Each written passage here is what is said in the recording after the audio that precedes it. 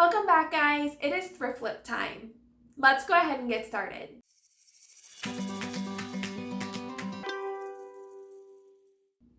In today's video, I'm just going to show you a few items that I was able to pick up at my local vendor mall and show you what I'm going to turn them into or how I'm going to update them.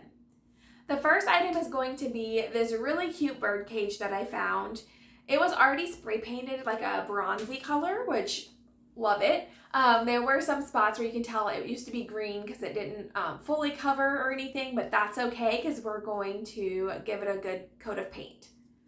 What I want to do is take some needle nose pliers and remove those little wire pieces that are holding the bottom on and remove the bottom completely. It almost just looks like a little miniature grill or something. We're going to take that off and just put it aside. I'm not going to use it for this project, but I'm going to keep it just in case I can figure out something to do with it in the future. I'm going to take the cage outside, pull a piece of scrap wood from my wood pile, and I'm going to cut out a bottom for it. Now I want this bottom to be about 1 inch wider than the actual cage. So I'm just going to kind of measure that out and get me a nice circle, cut it out with a jigsaw very carefully, use my sander, sand down both sides and then all the way around the cut edge, and then kind of sand off those really harsh, rough edges around it to kind of make it look like a solid piece. Also use my sander to kind of help shape that circle for the areas that may not have cut just right or might be a little off.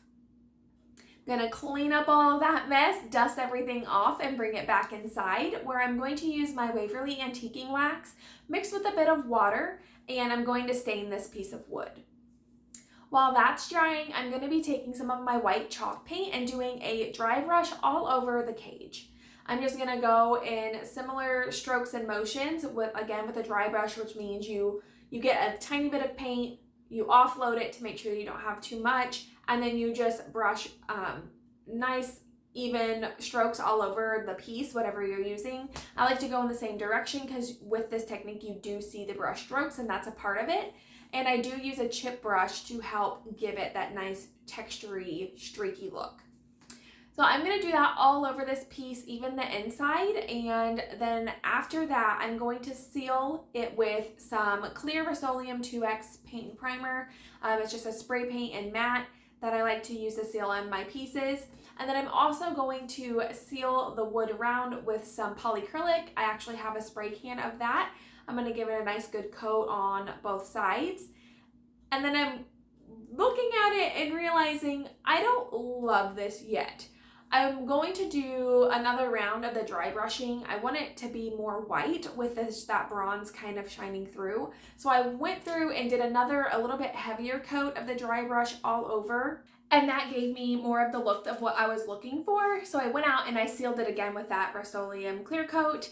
And then this project is almost done. After the fact, I kind of changed my mind and I wanted to add little feet to this. So I have 3 of the little caps from the magazine flip that I did a couple videos ago. And they would look perfect with this, give it a little bit more character, elevate it just to that next step. They're already the color that I need them to be. So I'm just going to use a bit of wood glue and I'm going to place them onto the bottom. I'm just going to kind of lay some heavy objects the best I can. Listen, this is a hot mess, but it worked for me. I very carefully put them down so that the feet wouldn't just slide. And I left that overnight. When I came back, took them off, everything was set, and I think this is so adorable. I personally love this one. If you do too, let me know in the comments below. I think it's super adorable. I'm very happy that kind of what I saw in my head came to life, and we are done with this. We're gonna move on to the next one. I found this super, super cute little garden bench. It has a hole in the middle, I assume for like a little terracotta pot or a planter or something for you to put in there. I can definitely tell that this was left outside. It's super, super dirty, definitely needs some love. I picked this up for $2, and for $2 I can definitely give this thing a second life. I started with just cleaning. I took some sandpaper to kind of hit all the edges just to get all that dirt and grime off. I took one of my dry chip brushes and used it kind of as a broom, and I was sweeping through, I was pulling things out and off, removing all of the yuckies. I do want to keep all of the little like tools that they have on here in the little bucket, but I am going to remove the bucket just so I can clean it up really good. And then I'll just reattach that whenever I'm ready. So after I got it really good and cleaned up, it was time to go ahead and give it a good painting. What I want to do on this is keep all of that character, like the aging from the natural aging, and then all of the texture and things that was built into it. So I'm just going to take some of my gray chalk paint, and I'm just going to mix that with a little bit of water to make it a little smoother. I'm going to use my small chip brush, and I'm just going to do a heavy dry brush on this, like really heavy, not quite solid, but where it covers most, because I do want some of that original color to kind of pop back through, and I'm just going to do that over the entire thing. But I want to make sure I avoid all of the little grapevine wreath parts. I want to avoid the little birdhouse, and I want to avoid the little welcome sign. But I do want to get into all those crevices, so I did use a small detail brush as well to help get up and under all of that, so when you're looking through, it all matches, but I don't want to paint over the other pieces, but I also don't want to break them by trying to take them off. So I left them in place, got into all those cracks and crevices with a small detail brush, with a mixture of my chip brush. I did everything, including the bottom, and then I let that dry. After that was dry, I wanted to update the little grapevine pieces. You can just tell that they're aged and weathered from sitting out in the sun, so I'm going to take some more of that Waverly wax with water, and I'm going to just do a light coat over top. I'm not even going to worry about dabbing anything off. If it soaks in a little bit more over here and not there, it's just going to really bring some more dimension and make it look a little more organic. So I'm just going to do that very carefully over top of all of those without getting it all over the sign in the birdhouse, and I'm going to let those dry. I'm not going to touch that little sign. I love the weathered kind of look to it. I love, the little welcome that it already has on it, so we're going to leave that how it is. But as far as the little birdhouse, I do want to freshen it up a bit. I want to leave that cute little flower that's on there, but I do want to paint the top or the roof of the house. I'm going to use my chalk paint in the color Sage, and I'm just going to give that rooftop a nice rough little paint. And then I'm also going to bring that color into that painting just by highlighting a couple of those leaves with that color as well to kind of bring it all together. Once that's done, I am going to be reattaching the little bucket and adding some little Spanish moss to it. I loved how they had it tipped over like it had spilled. I wanted to add some Spanish moss back out like it spilled, and it's just been hanging out there for a while, kind of left and maybe neglected a little. So I used a mixture of some wood glue and hot glue. Wood glue for the long run, hot glue for right now so that I can keep moving on this project.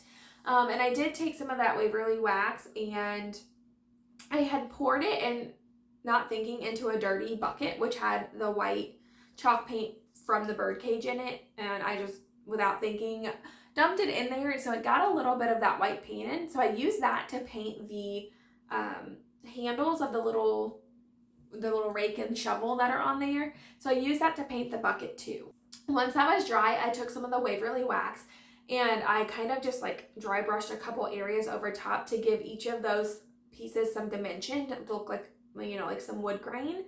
And then we were done with this. I'm going to look for a terracotta pot to put in this, but I did not find one. So I decided that I was just going to take my little cup that I used to paint. It's a little piece of Tupperware. I'm just going to paint that same gray color, let it dry, and use that to hold a little succulent as a placeholder if they want to put little faux flowers in there. And then if they are able to find a little terracotta pot they want to put in, or do something different, they can just remove that and put something else in its place. I took this outside, sprayed the entire thing with the Rust-Oleum 2X clear coat. Again, that is in matte. I did not film this for you because it was nighttime, and I apologize. I have that all sealed up and ready to go, and I think this turned out so cute. I think this little bench is adorable. When I saw it, I ran over into that booth so I could snag it up. I didn't want anyone else to take it. Love to hear what you guys think in the comments below. And as far as this project, it is done and it's time to move on to the next. I wish that I could take credit for this next project. I love this project so much. I watch Julie's Designs and Signs. She has an amazing channel full of DIYs, thrift flips, home renovations, all kinds of different stuff. She's just very talented, thinks outside the box, and that's what I like to do as well. And I've watched all of her videos, sometimes multiple times, so I don't know if this was one of her newer videos or an older one I was rewatching.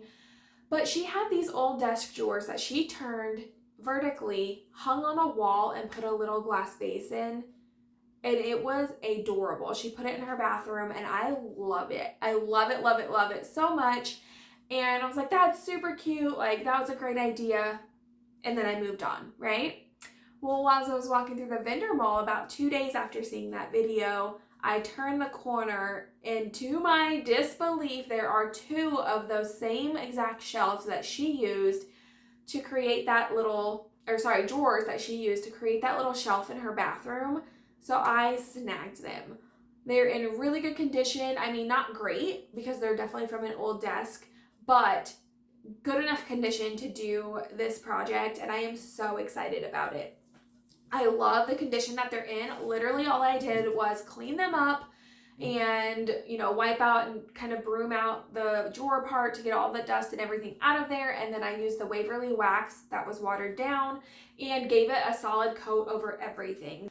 The reason I'm doing the Waverly wax is because I want to bring the entire piece together. These drawers have a lot of wear on them, so there's parts where it's really light, where it was rubbed down to the raw wood. Some of it still has the stain, and I love the character of that, and I love all the dinks and nicks in it, so I'm not going to sand it at all. All I want to do is do a thin coat of this Waverly wax over the entire thing to pull all those colors back together and seal everything in so that the damage doesn't continue, but also stay true to all of the character and the life that these drawers have lived.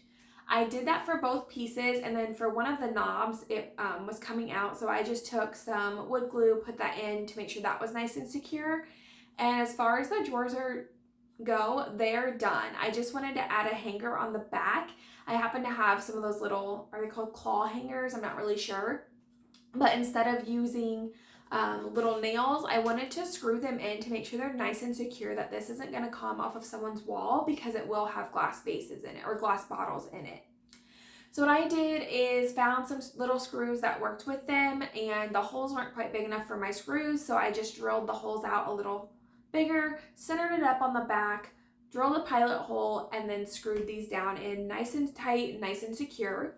However, with adding that on, when you hang that on the wall, it's going to kind of lean forward. So the top's going to be off the wall a little, and then the bottom's obviously going to go back to touch the wall. And I didn't want any type of slant with it because, again, there's going to be glass in there, and I didn't want that to be able to, for some reason, slide out.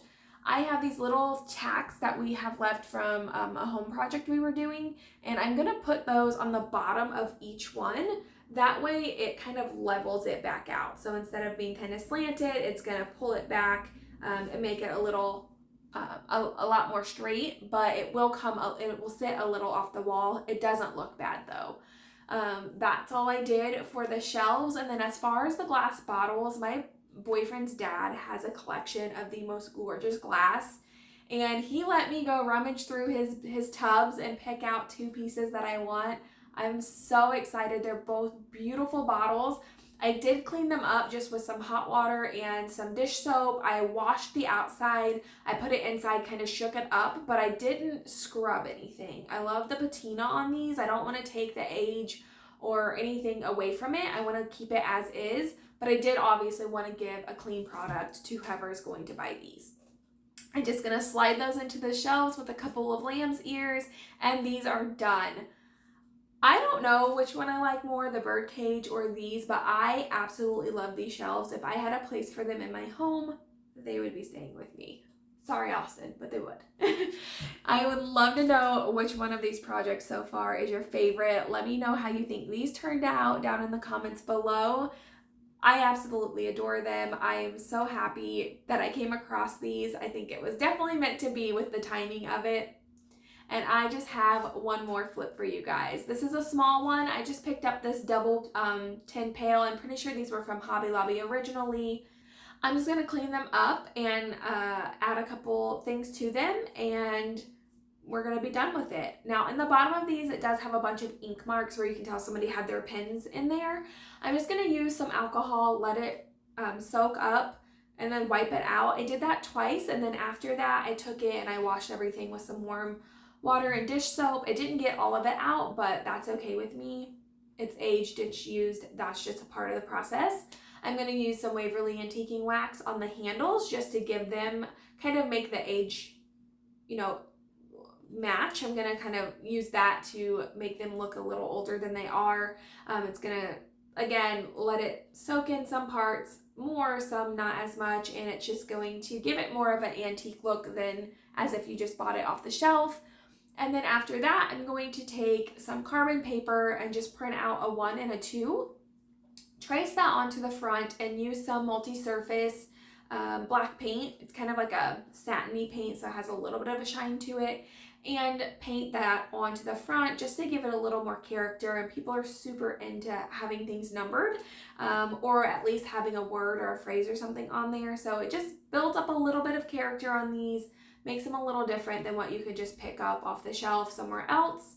And we're gonna call it good. I'm just gonna throw a little flour on one side, put some pens and pencils in the other, and we are good to go. If you guys enjoyed this video, I would love for you guys to give me a thumbs up to let me know that you're enjoying this content, that you've enjoyed the flips that I've been doing. And if you're new here, consider subscribing to my channel. I would love to have you. I would love to have you here. I would love to have you join my Facebook group. We are new and just starting out, but we're just trying to create a space for all of us to share our projects, our ideas, bounce ideas off of each other, and just inspire creativity in one another. So that link is in the description below. If you're a returning subscriber, thank you so much. I wouldn't be here without you. I'm going to take you guys in for a closer look, and I'll see you next time.